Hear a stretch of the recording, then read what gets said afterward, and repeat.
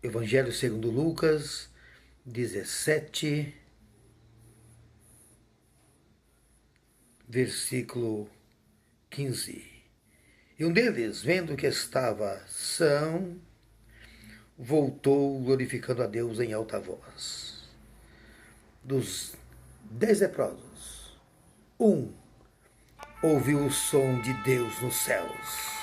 E vendo a cura, vendo a libertação, vendo a salvação, voltou em alta voz, glorificando, exaltando ao Eterno.